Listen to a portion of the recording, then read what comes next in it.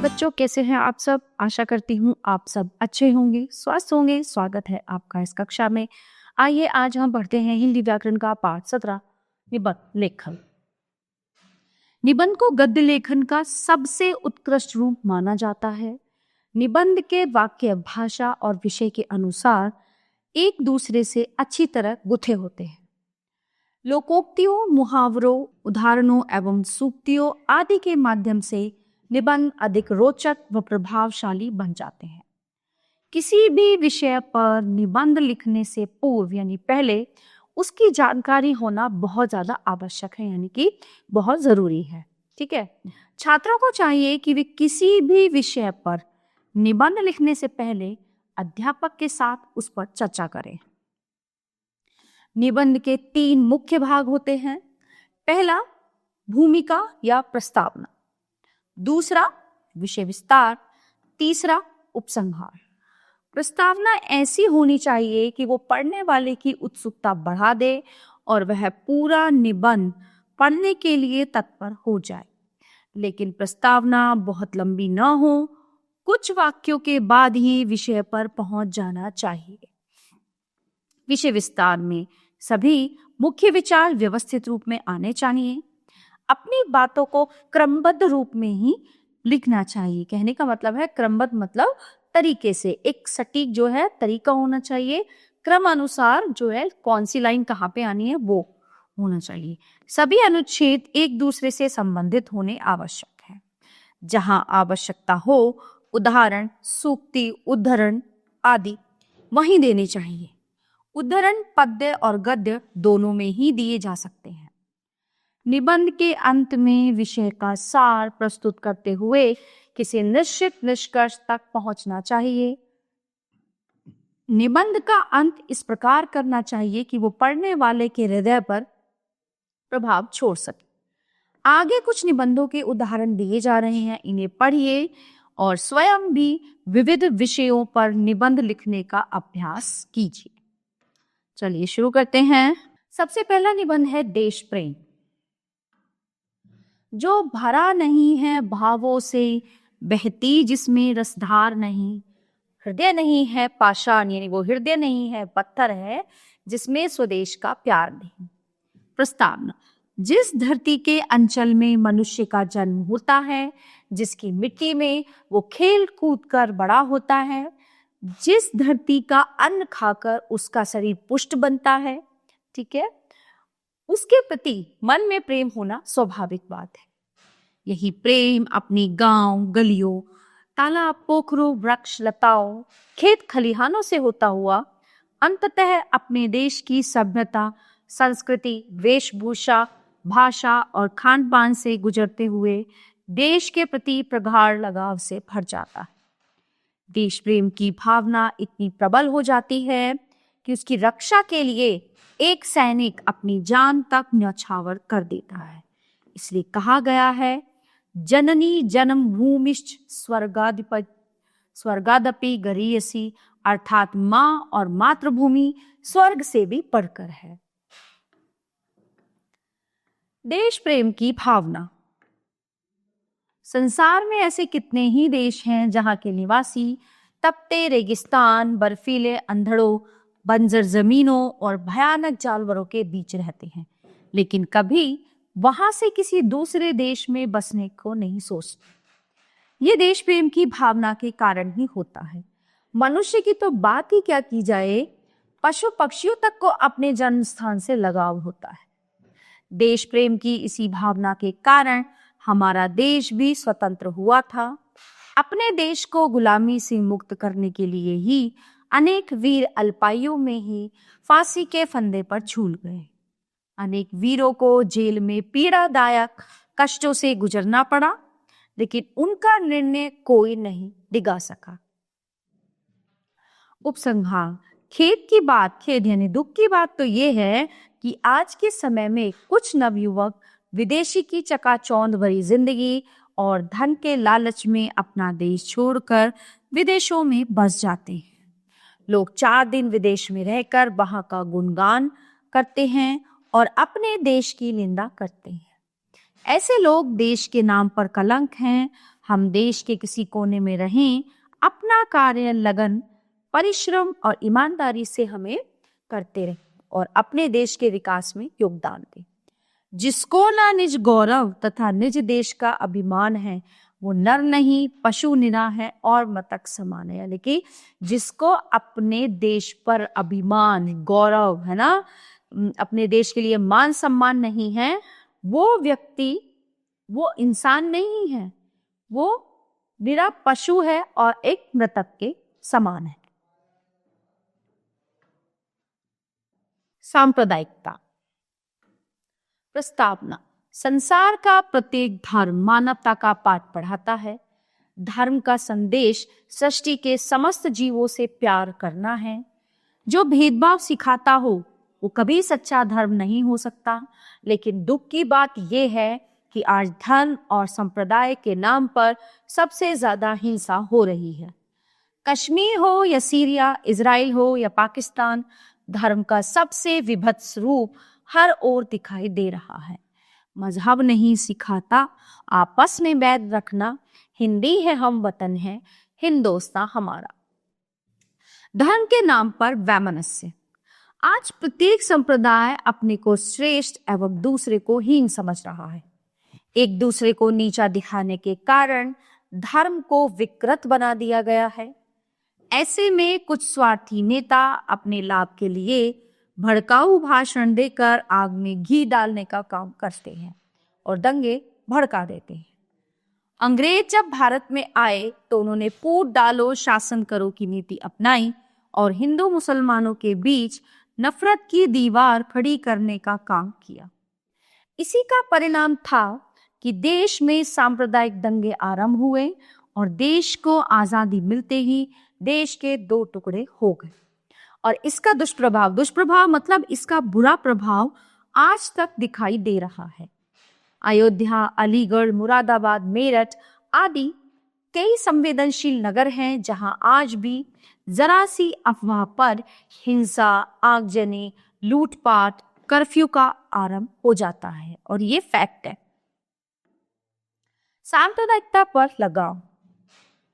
देश में सांप्रदायिकता की समस्या अत्यंत कठिन है क्योंकि भारत विशाल यानी कि बहुत बड़ा आबादी और अलग अलग संप्रदाय वाले लोगों का देश है। विभिन्न धर्मों के लोगों का खान पान, वेशभूषा, रीति रिवाज में भी व्यापक अंतर है, लेकिन बावजूद इसके सभी अपने देश से प्यार भी करते हैं। सांप्रदायिकता का जहर अशिक्षा, जागरूकता की कमी और भावनाओं को भड़काने से फैलता है। इसलिए शिक्षा का प्रसार करके और अफवाहों को फैलाने वाले लोगों के विरुद्ध कठोर कार्यवाही से इसकी रोकथाम की जा सकती है। उपसंहार। हमें सभी धर्मों को समान महत्व देना चाहिए और जो लोग दंगे भड़काते हैं, कानून और सरकार द्वारा उनको कठोर दंड देकर सांप्रदायिकता पर लगाम अवश्य लगाई जा सकती है।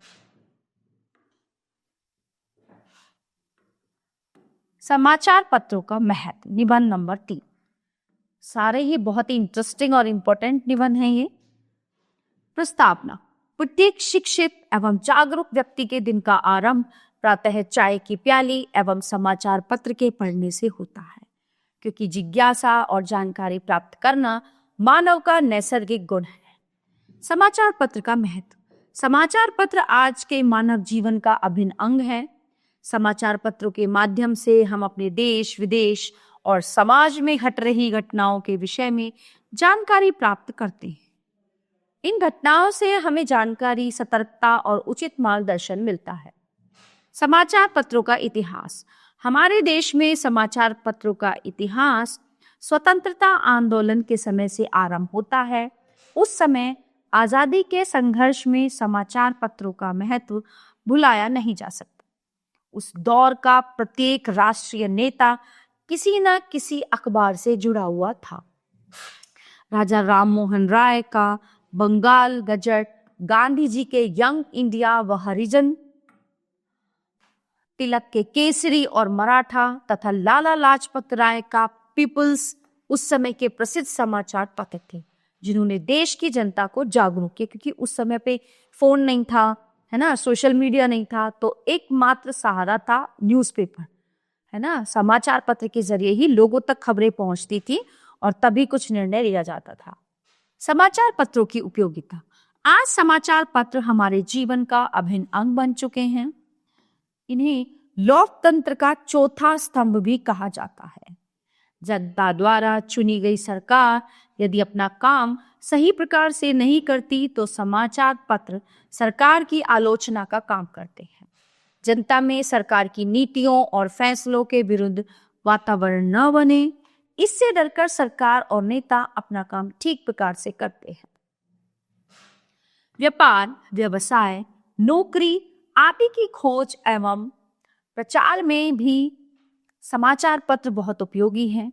मौसम की जानकारी हो या प्राकृतिक आपदा में भी प्रभावित लोगों की सहायता समाचार पत्रों के कारण ही लोगों को उचित जानकारी और सहायता समय पर मिलती है।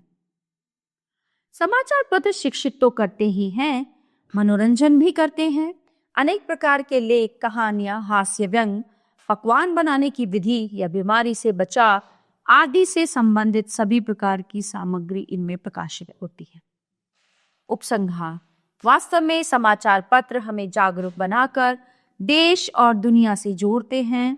इनके बिना आधुनिक समाज की कल्पना भी नहीं की जा सकती। इनकी उपयोगिता सर्वविदित है। प्रस्तावना। एक बार बादशाह अकबर ने बीरबल से एक प्रश्न किया, यदि 12 में से 4 गए तो कितना बचा? बीरबल ने उत्तर दिया, कुछ भी नहीं। बादशाह ने आश्चर्य से पूछा, क्यों? तो बीरबल ने जवाब दिया, साल के 12 महीने में से यदि बरसात के 4 महीने निकाल दिए जाएं तो कुछ भी नहीं बचेगा। बादशाह सलामत। भारत को ऋतुओं का देश कहते हैं, किंतु इन ऋतुओं में सबसे अधिक प्रतीक्षा वर्षा ऋतु की ही होती है। ये ऋतु आषाढ़ मास से शुरू होकर आश्विन मास यानी कि जुलाई से सितंबर तक रहती है। इन 4 महीनों को चौमासा भी कहा जाता है। वर्षा से पहले की स्थिति। जून के महीने में जब पेड़ पौधे मुरझा जाते हैं, गर्मी की अधिकता से ताल, पोखर, नदियां सूखने लगते हैं, प्यास से व्याकुल पशु पक्षी पानी की खोज में भटकने लगते हैं, तब दिन दिन मानसून की फुहारों की प्रतीक्षा रहती है। सूखती फसलों को देखकर किसान लोग टकटकी लगाकर आसमान में बादलों को आशा से देखने लगते हैं कि कब बारिश आएगी। ऐसे माहौल में जुलाई आते आते आर्द्रता बढ़ जाती है, यानी कि नमी, ठीक है, और एक दिन आकाश मेघाच्छादित हो ही जाता है, यानी कि आसमान जो है बादलों से भर जाता है। ठंडी हवाएं चलने लगती हैं, बागों में मोर प्रसन्नता से नाचने लगते हैं और टिप टिप बरसती पानी की बूंदें रिमझिम से मूसलाधार बारिश में बदल जाती। वर्षा के बाद की स्थिति। पानी बरसने से धूल मिट्टी से अटे पौधे नहा जाते हैं और सर्वत्र हरियाली दिखाई देने लग जाती है। बारिश से नम पड़ी मिट्टी को देखकर किसान हल बैल लेकर खेतों की ओर चल देते हैं और धान की बुवाई शुरू हो जाती है। चारों ठंडक होती है और लोग बारिश का उत्सव चाय पकौड़ों के साथ मनाते हैं। वर्षा ऋतु की समस्याएं। वर्षा के जहां अनेक लाभ हैं, वहीं कुछ समस्याएं भी आती हैं। अधिक वर्षा से नदी नाले उमड़ने लगते हैं। कई हिस्सों में भयंकर बाढ़ भी आ जाती हैं, जिससे जान माल का भारी नुकसान होता है। आवश्यकता से अधिक बारिश हो जाए तो फसलें नष्ट भी हो जाती हैं। इस समय कीट पतंगों, मक्खी मच्छरों की अधिकता हो जाने से अनेक बीमारियां भी फैलती हैं। बरसात में दूषित जल पीने के कारण लोग बीमार भी हो जाते हैं। उपसंहार। वर्षा ऋतु जीवनदायिनी है। इससे उत्पन्न होने वाली समस्याएं तो हैं, लेकिन इसके बिना जीवन भी संभव नहीं है। कुछ सावधानियां रखी जाएं तो हम बीमारियों से बचकर वर्षा ऋतु का आनंद उठा सकते हैं। अगला है बादल की आत्मकथा। अरे वाह।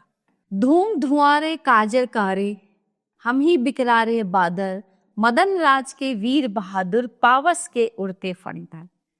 प्रस्तावना। समझ तो आप गए होंगे कि मैं बादल हूं, हवा के झोंकों के साथ उड़ने वाला सांवला सलोना बादल। वैसे तो मेरे और भी कई नाम हैं, जैसे मेघ, घटा, घन, जलधर, नीरद आदि, लेकिन मुझे बादल नाम ही सबसे अधिक पसंद है और सभी लोग मुझे अधिकतर इसी नाम से पुकारते हैं। मेरा जन्म, मैं सागर का बेटा हूँ। सूर्य की किरणें मेरी माता हैं जो अपनी गर्माहट भरी ममता से मुझे समुद्र की गोद से उठा लेती है। पिता समुद्र का खारा जल मेरे अंदर समाकर निर्मल और मीठा बन जाता है।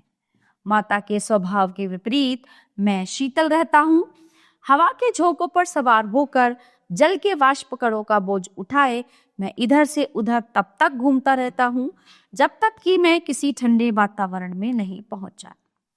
वाष्प कणों का यह भार जब मुझसे उठाया नहीं जाता तो मैं उन्हें वर्षा के रूप में धरती की ओर उड़ेल देता हूँ। मेरी उपयोगिता, मेरी एक एक बूंद धरती के प्राणियों को जीवन देती है, पेड़ पौधों में जैसे नई जान डाल देती है। मैं नदियों, तालाबों, कुओं, बावड़ियों सबको भर देता हूँ। गर्मी से घबराकर जब समस्त जीव त्राही त्राही करने लगते हैं तब मैं ही आकर उन्हें राहत पहुंचाता हूँ। यदि मैं न रहूं तो पृथ्वी पर जीवन ही नष्ट हो जाए। उपसंहार, खेद की बात यह है कि मनुष्य आज ऐसे हालात पैदा कर रहा है कि मेरा पैदा होना ही संकट में आ गया है। दिन रात बढ़ता प्रदूषण, पेड़ों को काटना, जंगलों का नष्ट होना, पहाड़ों पर आबादी की अधिकता आदि कुछ ऐसे कारण हैं कि मेरा अस्तित्व ही खतरे में पड़ गया है। और यही कारण है कि अब पहले की अपेक्षा वर्षा में कमी भी आ रही है। यदि मनुष्य को इस सृष्टि को बनाए रखना है तो उसे प्रकृति में संतुलन बनाकर रखना ही होगा, नहीं तो धीरे धीरे पृथ्वी का बहुत बड़ा भाग मरुस्थल बनकर रह जाएगा। आप तो रखेंगे ना मेरा ख्याल। निबंध 6, भारत देश है मेरा। जहां डाल डाल पर सोने की चिड़िया करती थी बसेरा, वो भारत देश है मेरा, वो भारत देश है। पहले हमारे भारत देश को सोने की चिड़िया कहा जाता था और हकीकत में क्योंकि जब हमारे राजा महाराजा थे तो उस टाइम पे हमारे भारत में सोना, अशर्फियां, मोहरें बहुत बड़ी तादाद में थी। वो तो अंग्रेजों ने 100 साल राज किया और वो सारे सोना लूट के ले गए। प्रस्तावना, धन्य है वो मनुष्य जिसने भारत जैसे प्राचीनतम देश की भूमि पर जन्म लिया। प्राचीन काल में ये वाकई इतना श्रेष्ठ और संपन्न था कि इसे सोने की चिड़िया कहा जाता था। दुनिया भर के लोगों का यहाँ आना जाना लगा रहा और विदेशी आक्रमणकारियों ने भी इसे जी भरकर लूटा। भारत की स्थिति, भारत देश की भौगोलिक स्थिति दुनिया में सबसे अनोखी है। इसके उत्तर में विशालतम हिमालय पर्वत किसी मौन रक्षक की भांति सदियों से स्थापित है। इसके दक्षिण में हिंद महासागर है, पूर्व में बंगाल की खाड़ी तो पश्चिम में अरब सागर। तीनों ओर समुद्रों से घिरे होने के कारण ये प्राय द्वीप है। विविधता में एकता, भारत ऋतुओं का देश है। यहाँ अनेक ऋतुएं बारी बारी से आकर इसकी सुंदरता में 4 चांद लगाती हैं। विविध धर्मों और संप्रदायों के लोग यहाँ प्रेम से मिलजुल कर रहते हैं। हम भारतीय अलग अलग भाषाएं बोलते हैं, अलग अलग तरह की पोशाक पहनते हैं, अलग अलग ही हमारा भोजन है, किंतु फिर भी हम सब एक माला में गुथे अलग अलग रंगों के फूल हैं। भारत देश के कई नाम। भारत देश का ये नाम दुष्यंत और शकुंतला के पुत्र भरत के नाम पर पड़ा था। प्राचीन समय में इसे आर्यावर्त कहा गया तो मुगल काल में इसे हिंदुस्तान के नाम से जाना गया। अंग्रेजों ने इसे इंडिया नाम दिया। भारत पर विदेशी शासन। अनेक विदेशी शासकों ने यहाँ शासन कर इस देश की सभ्यता एवं संस्कृति को मिटाने के अथक प्रयास किए, किंतु कुछ बात है कि हस्ती मिटती नहीं हमारी, सदियों रहा है दुश्मन दौरे जमा हमारा। तो ये वाकई फैक्ट है और बहुत ही अच्छी बात है कि हमारा भारत देश सबसे अलग, सबसे यूनिक। इस देश की धरती महापुरुषों की खान रही है। राम, कृष्ण, बुद्ध, महावीर, गुरु नानक, कबीर, स्वामी विवेकानंद, महात्मा गांधी जैसी अनेक विभूतियों की ये जन्मस्थली और कर्मस्थली रहा है। उपसंहार, सैकड़ों वर्ष गुलामी की जंजीरों में जकड़ा होने से इसका प्राचीनतम वैभव अवश्य लुप्त हुआ है, लेकिन स्वतंत्रता प्राप्ति के बाद इसकी उन्नति को पुनः पंख लग गए हैं और अंतरिक्ष में मंगल ग्रह तक इसने अपनी पताका फहराई है।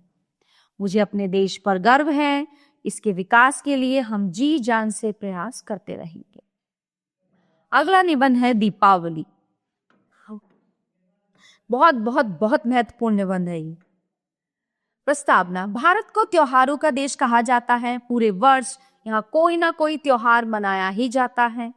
ये त्योहार हर्ष एवं उल्लास का वातावरण तो बनाते ही हैं, साथ ही हमारी व्यस्त दिनचर्या से हटकर हमें खुशियां भी प्रदान करते हैं। दीपावली भी एक ऐसा ही त्योहार है। दीपावली मनाने का कारण, दीपावली का अर्थ है दीपों की पंक्ति। ये त्योहार अमावस्या की रात्रि को मनाया जाता है, जिसमें दीपों की रोशनी से घरों को प्रकाशित किया जाता है, आतिशबाजी की जाती है, मिठाइयों का आदान प्रदान किया जाता है और नए नए वस्त्र आभूषण आदि पहनकर लक्ष्मी जी की पूजा की जाती है।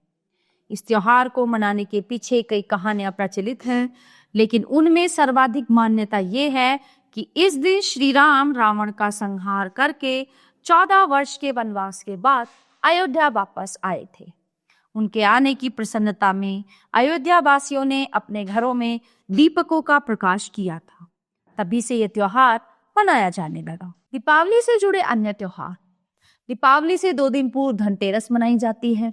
इस दिन नया बर्तन खरीदना शुभ माना जाता है। उससे अगले दिन छोटी दिवाली मनाई जाती है और तीसरे दिन बड़ी दीपावली। इस दिन चारों ओर उल्लास का वातावरण होता है।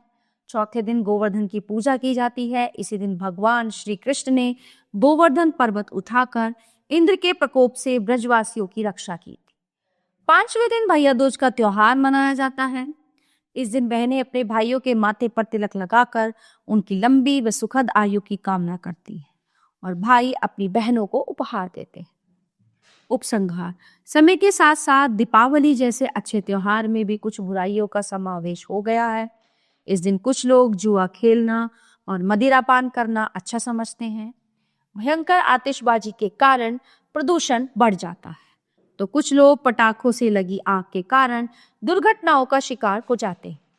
दीपावली का त्योहार हमें स्वच्छता एवं उल्लास का संदेश देता है, अतः आवश्यक है कि हम इसे उचित ढंग से मनाएं। 8, दहेज प्रथा एक अभिशाप। सारे निबंध अपने आप में एक से बढ़कर एक हैं, है ना, इसलिए इनको समझना और पढ़ना बहुत जरूरी है। प्रस्तावना, हमारे समाज में दहेज की प्रथा प्राचीन काल से चली आ रही है। विवाह में दुल्हन के माता पिता द्वारा बेटी को उपहार आदि दिए जाते थे, जो स्त्री की अपनी संपत्ति होती थी, ताकि दैनिक आवश्यकताओं के लिए नवयुवल को सहारा मिल सके और बेटी अपनी घर गृहस्थी चमा सके। दहेज प्रथा का विकृत रूप। समय के साथ एक अच्छे ध्येय को लेकर शुरू हुई ये प्रथा कुप्रथा में बदल गई कि दहेज लेना देना एक सौदा बन गया और निर्धन माता पिता के लिए ही नहीं बल्कि अच्छे संपन्न लोगों के लिए भी बेटी का जन्म एक अभिशाप बन गया। दहेज से जान छुड़ाने के लिए ही कन्याओं की भ्रूण हत्या तक की जाने लगी और समाज में अच्छे पद और हैसियत वाले लड़कों से विवाह करने के लिए उनकी बोली लगने लगी। और ये फैक्ट है और जो हमारे समाज के लिए बहुत बुरा है। अच्छा दहेज न मिल पाने के कारण कुछ लालची लोगों द्वारा विवाह के बाद बहू की जिंदगी नरक बनाकर उसके माता पिता से लगातार दहेज के रूप में मोटी रकम या भारी उपहार, मकान या गाड़ी की मांग की जाने लगी और मन मुताबिक दहेज न मिल पाने पर दौलत के भूखे भेड़ियों ने बहुओं को जलाकर मारना तक शुरू कर दिया या उनको इतनी मानसिक यातनाएं दी जाने लगी कि कई स्त्रियों ने ऐसी जिंदगी से बेहतर मौत को गले लगाना समझा और आज भी लगाती हैं। आज भी बहुत सी जो है बहुएं वधुएं आत्महत्या करती हैं, जल के मरती हैं, फांसी लगा लेती हैं। जब समाज में ऐसे मामले लगातार सामने आने लगे तो सरकार ने इसके विरुद्ध कड़े कानून और भारी सजा का प्रावधान किया, लेकिन भारतीय समाज में दहेज का दानव अपने विकराल रूप में आज भी कम ज्यादा हर समाज और वर्ग में देखने को मिल जाता है, जिसकी आड़ में हत्याएं तक की जाती। दहेज का लेन देन एक अपराध। दहेज लेना ही नहीं देना भी कानूनी रूप से एक अपराध है, लेकिन शायद ही कभी ऐसा हुआ हो कि दहेज देने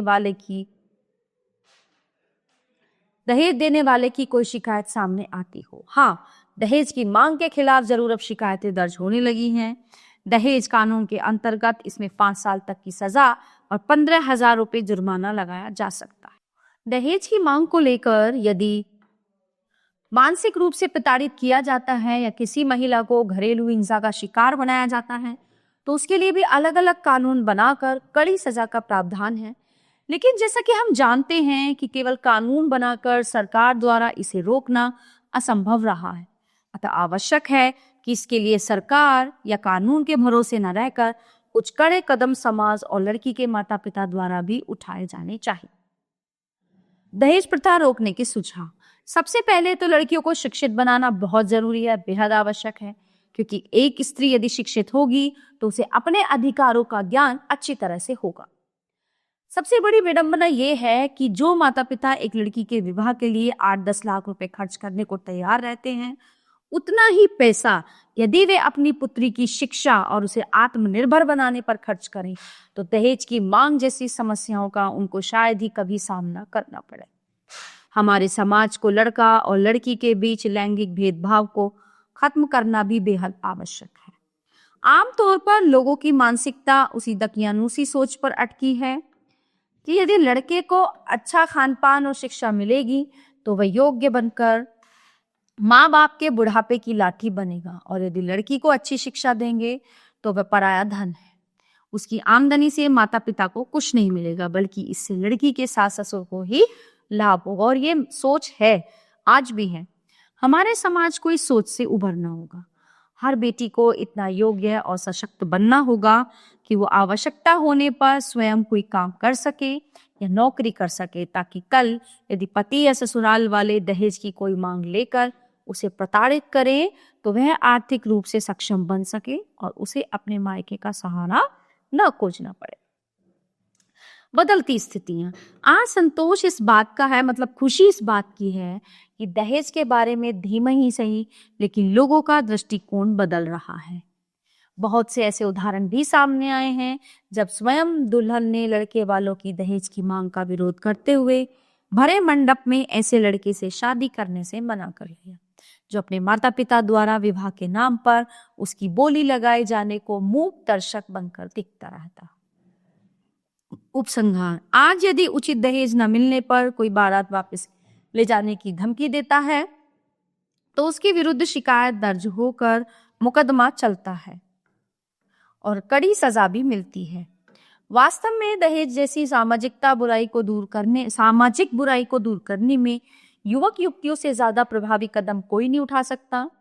यदि वे तय कर लें कि ना तो वे दहेज लेंगे और ना ही देंगे, अपना विवाह साधारण रीति से करेंगे, तो दहेज प्रथा स्वयं ही तोड़ देगी। और वो आजकल के जो यूथ है, जो हमारे नौजवान हैं, जो नवयुवक हैं, आज ये जो है डिसीजन उन्हीं के हाथ में है और वो चाहे तो इसको बदल सकते हैं। हमारे राष्ट्रीय पर्व। प्रस्तावना। हमारा देश भारत विभिन्नताओं का देश है। इसमें विभिन्न धर्मों, जातियों, वेशभूषा, खान पान व संप्रदायों के लोग मिलजुल कर निवास करते हैं। इनके त्योहार भी भिन्न भिन्न हैं। बंगाल में दुर्गा पूजा की धूम होती है तो मैसूर का दशहरा प्रसिद्ध है। मुंबई में गणेश पूजा विशाल उत्सव होता है, तो उत्तर भारत में दीपावली, होली बहुत बड़े त्योहार हैं।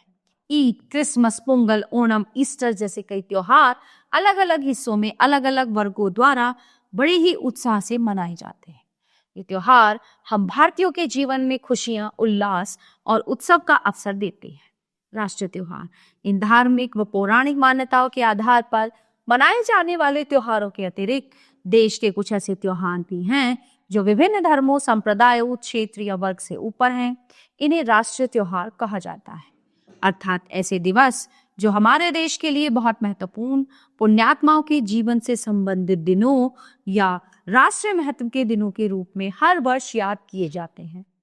स्वतंत्रता दिवस, गणतंत्र दिवस व गांधी जयंती वे राष्ट्रीय पर्व हैं जिन्हें पूरा राष्ट्र एक साथ मिलकर मनाता है।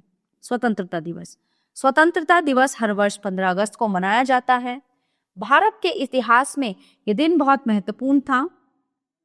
जब सन 1947 में अगस्त माह की 15वीं तिथि को शताब्दियों की गुलामी से हमारा देश आजाद हुआ था और एक स्वतंत्र देश के रूप में हमारे राष्ट्र का जैसे नया जन्म हुआ था, इस दिन भारतीयों ने अपने देश की सत्ता बागडोर संभाली थी और लाल किले की प्राचीर पर भारत का तिरंगा फहराया था।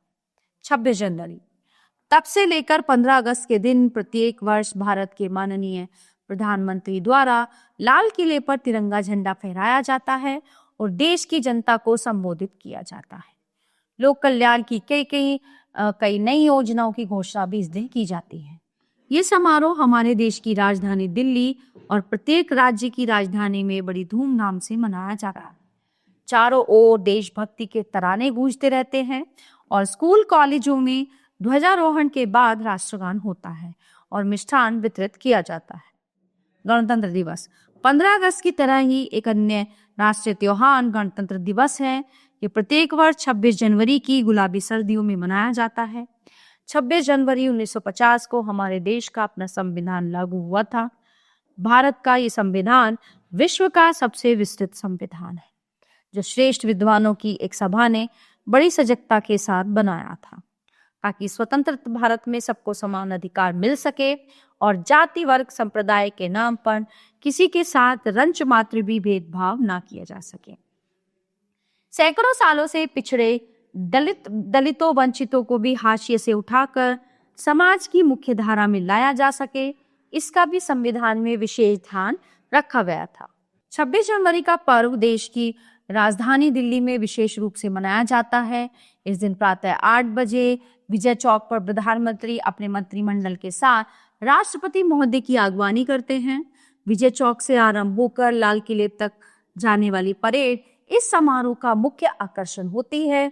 परेड में देश की सामरिक शक्ति का प्रदर्शन किया जाता है और जल थल वायु तीनों सेनाओं के प्रमुख माननीय राष्ट्रपति को सलामी देते हैं।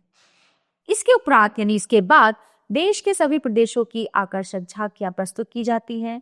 परेड में हमारे राष्ट्र की वैज्ञानिक कला और सांस्कृतिक प्रगति की एक झलक प्रस्तुत की जाती है।